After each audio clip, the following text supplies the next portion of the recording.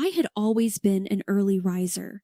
By the time 7:30 a.m. hit, I was usually up, mentally preparing myself for the day. But that day, just as I was getting up, my phone rang. It wasn't the usual work-related call or even one from a friend. It was Mark, my husband. Strange for him to call when he was just in the next room. I picked up. "Hello, Jessica," he stated without any warmth or greeting. "You need to move your stuff out of your room," he continued, his tone firm, almost as if this wasn't up for discussion. Confused, I sat up straighter in bed. "Why would I do that?" "It's my room," I replied. "Sarah needs it," Mark said. Sarah was Mark's niece, a 25-year-old who had lived a life of ease and reliance on others. She hadn't worked a day in her life, instead choosing to take from her grandparents and anyone else willing to give, including Mark. In her eyes, I was just the stupid auntie, a term she often used behind my back. Why does Sarah need my room?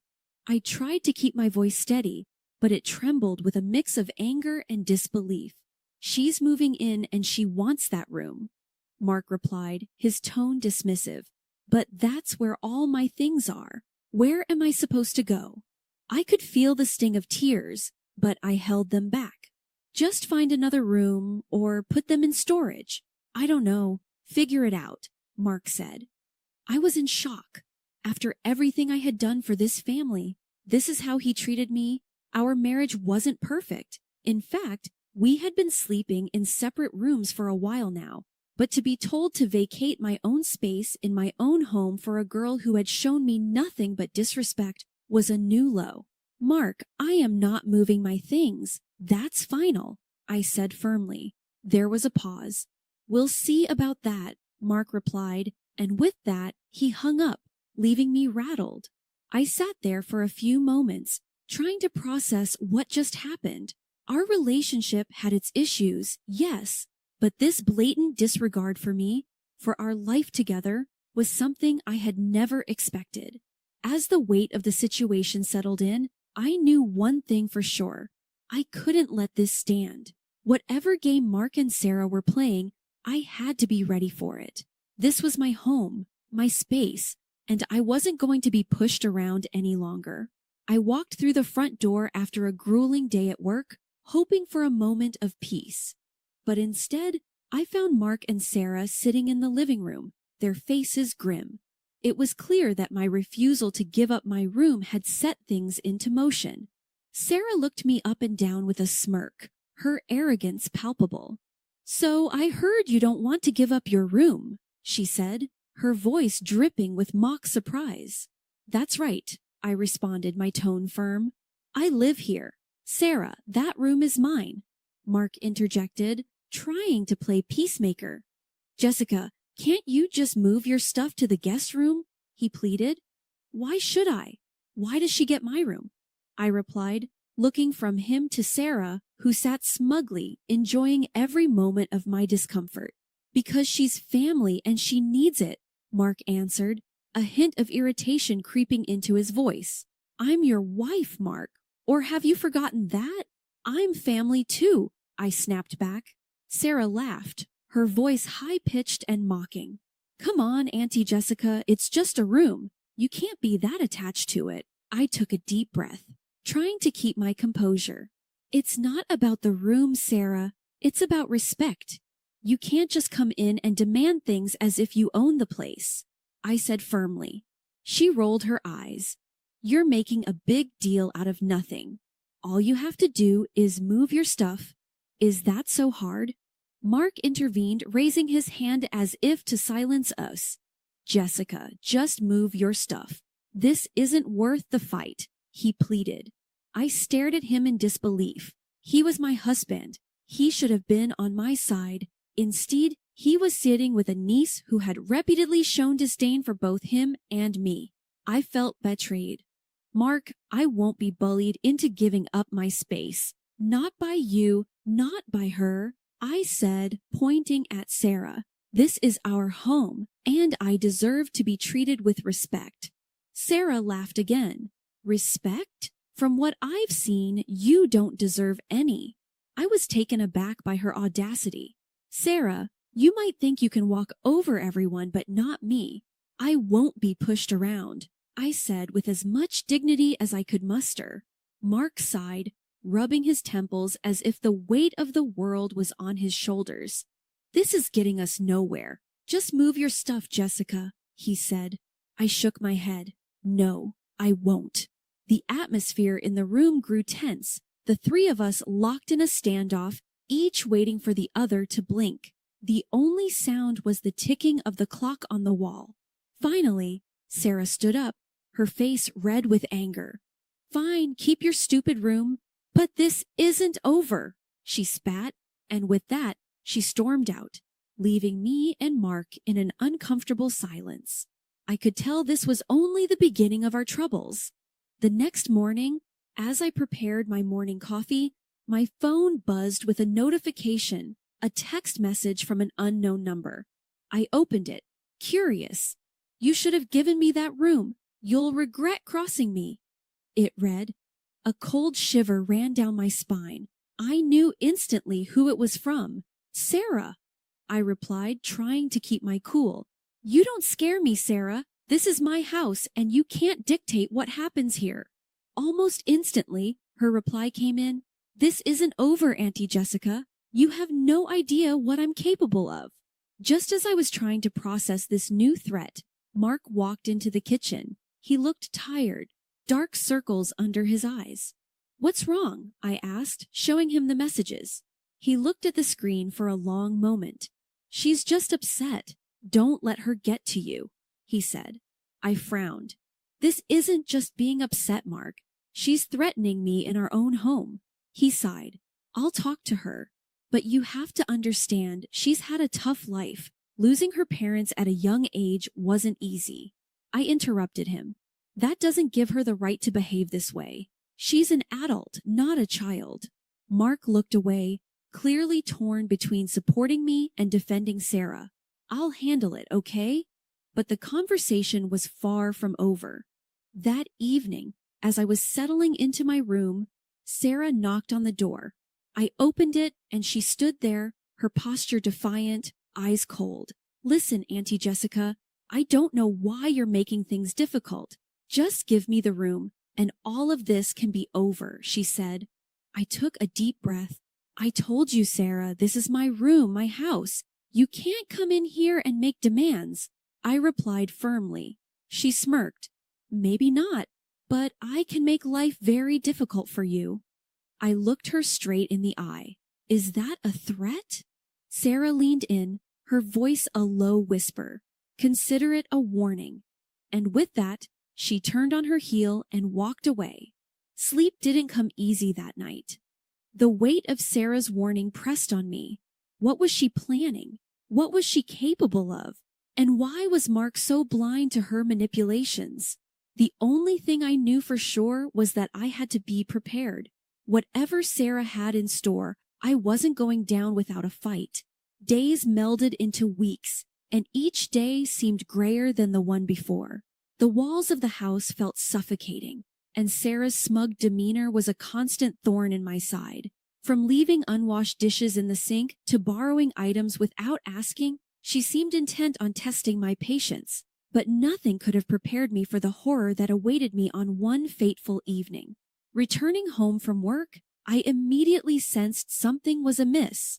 The usually locked front door stood slightly ajar. Hesitantly, I pushed it open, half expecting to find a robbery in progress. The living room was untouched, but a trail of torn fabric leading upstairs caught my attention. Swallowing the lump in my throat, I followed the trail to my bedroom.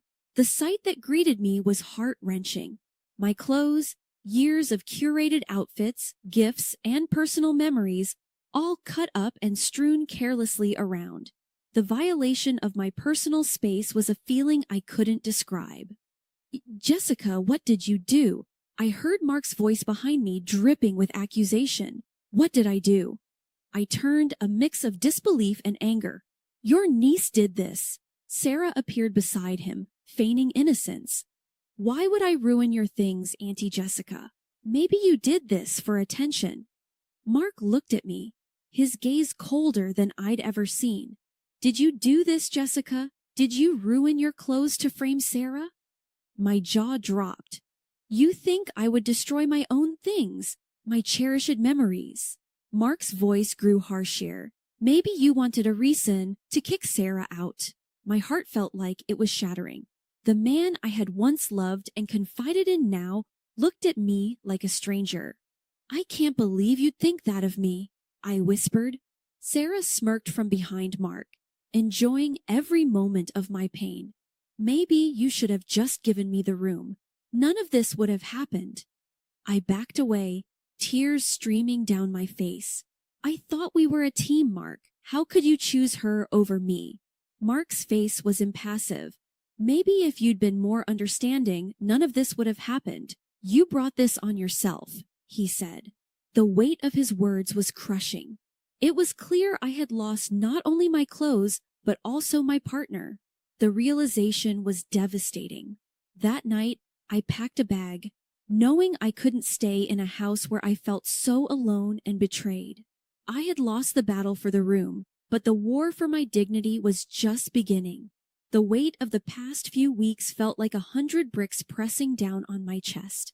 Every look, every word exchanged in that house, they all came rushing back. With my bag packed, I sat in the living room, the silence only interrupted by the ticking of the grandfather clock as I waited for a taxi. The realization hit me. This wasn't just about a room, my clothes, or even Sarah. It was about respect, trust, and my place in this family. My phone buzzed, a call from Lisa, my best friend. Hey, Jess, she said, her voice filled with concern. I heard what happened. Are you okay? I don't know, I replied, trying to keep my voice steady. I feel so lost, Lisa. I never thought Mark would turn on me like this. Lisa sighed. Sometimes people show their true colors when faced with difficult situations. Maybe this was a wake-up call. You're right, I murmured. But what am I going to do now? I've invested so much in this relationship and this house. You need to make a decision for yourself, Lisa advised. For your well-being and your future. Don't let anyone else dictate your worth. Lisa's words resonated deep within me. Mark's parents and Sarah had taken so much from me already. My peace, my happiness, and even my own space. But they couldn't take my self-worth unless I let them. It was time to reclaim it. Determined, I made my way to the bank the next day. As I sat in the financial advisor's office, I explained my situation. I want to ensure that my assets are protected, and I need to know where I stand financially, I said. Mr. Harris, the advisor, nodded sympathetically. We can definitely help with that. Let's review your accounts and see what we can do.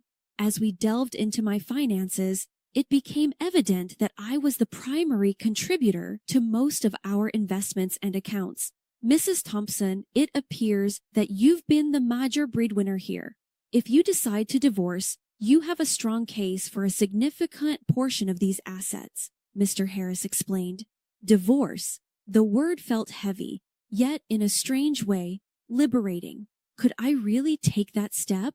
When I returned home that day, Mark was waiting. Where were you? He asked, his voice dripping with suspicion. I went to the bank, I replied calmly. I needed to review our finances. His face paled. Why? Because, I began, taking a deep breath. I've decided to file for divorce, Mark. I can't be in a relationship where I'm constantly belittled and betrayed. Mark looked stunned. Jess, you're overreacting. We can work things out. I shook my head. No, Mark. This is my decision. I deserve better. And with that, I took the first step towards a new chapter in my life, one where my worth wasn't determined by anyone else but me. A few days later, I found myself seated in the office of a renowned attorney, Miss Angela Reynolds. Her reputation for handling difficult divorce cases was what drew me to her.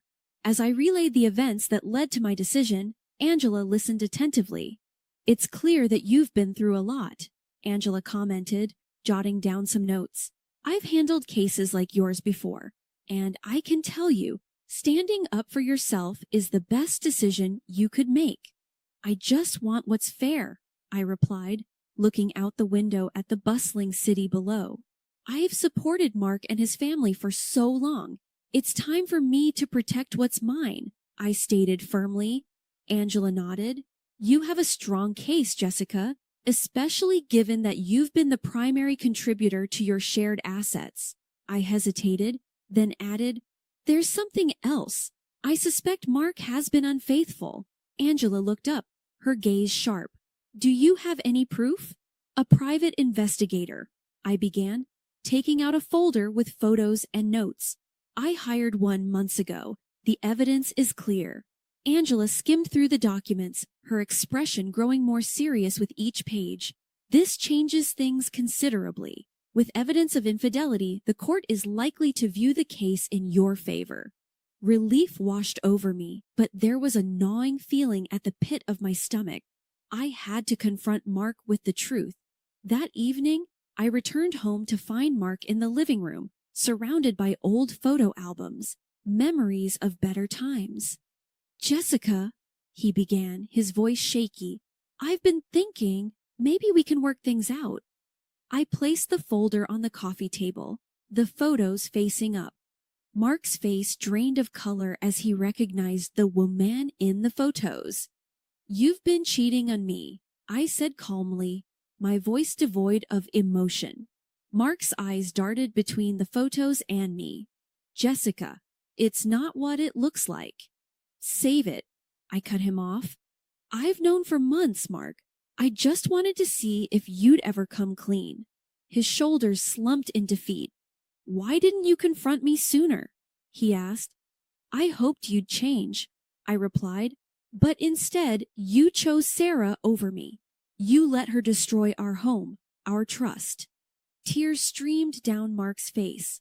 "I'm so sorry, Jessica. I never meant to hurt you." I shook my head.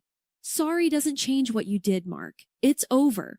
And just like that, the weight that had been pressing on my chest lifted.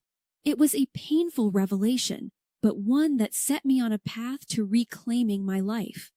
In the weeks that followed, the legal process was a whirlwind. I felt like a regular at Angela's office, diving deep into the finances and property that Mark and I shared.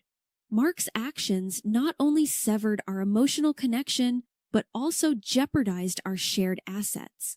The evidence of his infidelity and Sarah's destruction of my personal belongings were prominent factors in the proceedings. One morning, I received a call from Angela. "Jessica, I've managed to get a court date. It's sooner than I expected, given the circumstances." "That's great news," I replied, a fire igniting within me. I was ready to see this through. On the day of the hearing, the courtroom was filled with tension. Mark sat across from me, looking defeated and tired. Sarah was also present, her arrogant demeanor unchanged. The judge, a stern-looking woman with sharp features, looked through the files presented before her. "It seems the evidence is quite clear," she said. "Infidelity, financial misconduct, and deliberate destruction of property." I caught Mark's gaze, looking for any sign of remorse, but there was only emptiness. Sarah, on the other hand, was fidgeting nervously. Angela, clear and assertive, presented our case. "Your Honor, my client has not only been the primary breadwinner, but has also financially supported Mr. Mark's parents and his niece, Sarah. She's been through emotional trauma and has lost personal belongings due to the actions of the defendants." Mark's lawyer tried to present their side, portraying Mark as a loving husband who was misled by Sarah, but the evidence was overwhelming. After what felt like hours, the judge gave her verdict. In light of the evidence presented and the actions of Mr. Mark and Miss Sarah, the court rules in favor of Miss Jessica. I exhaled deeply, feeling a wave of relief. It was a victory, not just legally, but also personally. I was reclaiming my life. Outside the courtroom, Sarah approached me, her bravado gone. Jessica, I'm sorry, she began, her voice quivering. I never thought things would go this far. Your actions have consequences, Sarah, I replied coldly. It's time you learned that. Mark tried to catch my attention, but I walked past him. There was no room for reconciliation. I had given him chances before, and he had thrown them away. It was time for both of us to face the outcomes of our choices. Retribution, it seemed, was finally mine. Spring's rejuvenating spirit mirrored the changes in my life. Gone were the gloomy days in the big, suffocating house. Now I enjoyed the city views from a modern apartment, a fresh start and a place of my own. My morning routine was interrupted by a call. An unfamiliar number flashed on the screen, but I had a hunch. Taking a deep breath, I answered. Jessica, it's me, Mark, he stammered. I stiffened. Why are you calling, Mark? His voice, a mix of desperation and hope, came through. Things have changed, Jessica. I realize now how wrong I was. Everything's fallen apart since you left. I was wondering. Get to the point, I said curtly. I need you, Jessica, he blurted out. Financially, everything's a disaster. Sarah took advantage of my bank accounts, ran up huge debts. We had to move in with my parents. They sold the house to cover her debts, and now we're all squeezed together, constantly fighting over money. A bitter smile formed on my lips. So, you're calling because you want help. Money? Not just that, he pleaded. I want you back, Jessica. I made a huge mistake. I took a moment, letting the gravity of the situation sink in. Mark, while I sympathize with your situation, you made your choices. I've moved on, and you need to find your own way now. Before he could respond, another voice piped up in the background. Auntie, help me out just once. I promise I'll change. It was Sarah, her voice sounding very different from the arrogant and demanding tone I remembered. I sighed deeply. Sarah, I hope you find the path to change truly, but it's not my responsibility to fix the consequences of your actions. The call ended with a heavy silence. It was difficult hearing their desperation, but I knew I had to stand firm to rebuild myself. I had let go of the toxicity that once consumed me. There was no turning back. As the days turned into months, I immersed myself in my work, found joy in little things, and adopted a playful cat named Bella. Life had its challenges, but it also presented beautiful moments of growth and contentment. One evening, while reflecting on the past, I realized that despite the pain, those experiences shaped me into a stronger, wiser woman. I felt an inner peace, knowing that after every storm, a new dawn awaits. And as the sun set that day, I embraced my new life, grateful for the journey